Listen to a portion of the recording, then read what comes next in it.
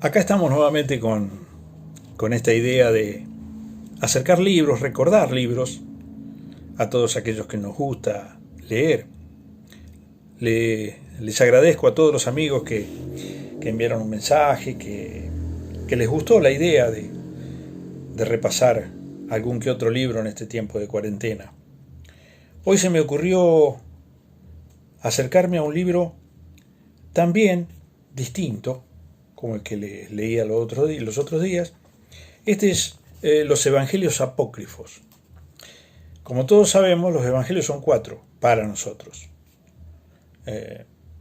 Sería largo de explicarlo, pero esos 4 Evangelios fueron elegidos entre muchos. Fueron los aceptados por lo que es la iglesia oficial hoy. Y bueno, nosotros conocemos a Jesús a partir de esos 4 Evangelios. Pero resulta que había otros Evangelios que no fueron aceptados, pero que existieron. Esos Evangelios se leían en los primeros tiempos del cristianismo, eran leídos públicamente en algunas iglesias, y principalmente porque a mucha gente le interesaba saber cómo había sido Jesús en su niñez. Y una cosa que siempre me pregunté, ¿cómo habrá sido Jesús de niño?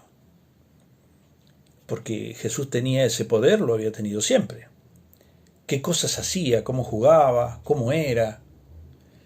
Siempre fue una incógnita, siempre mi imaginación jugó con eso. Y bueno, cuando llegó este libro a mis manos, me acercó un montón de historias, que no sé si serán ciertas o no, es lo de menos en la literatura.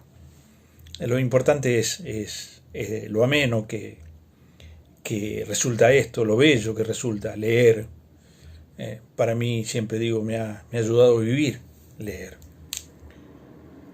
Y los evangelios apócrifos nos acercan historias según distintos autores.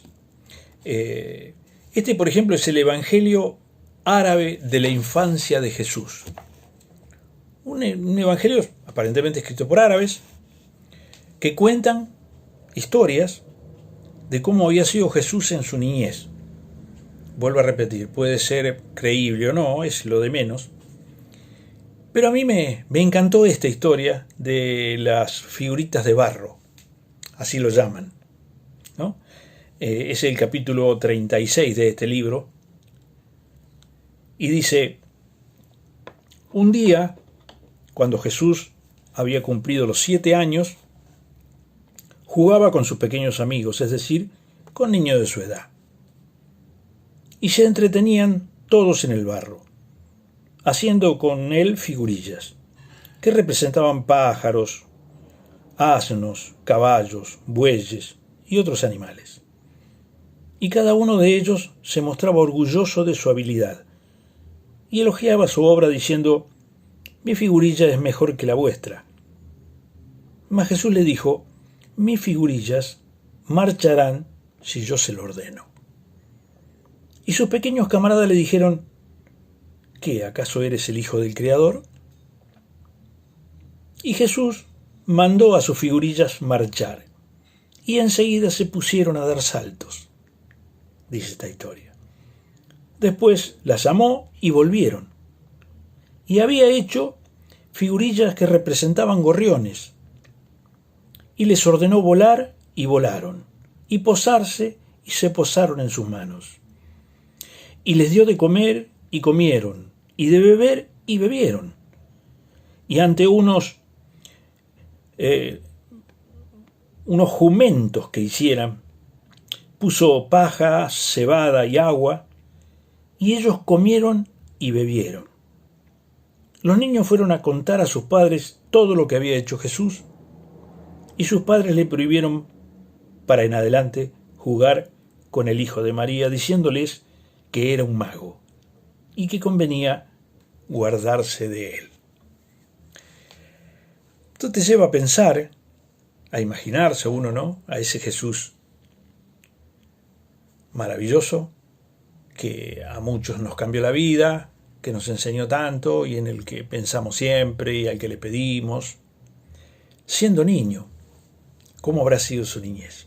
Y bueno, la literatura nos acerca al menos un poquito de lo que pudo haber sido la infancia de Jesús en este libro que se llama Los Evangelios Apócrifos y que pueden encontrar seguramente en alguna librería, al menos para divertirse.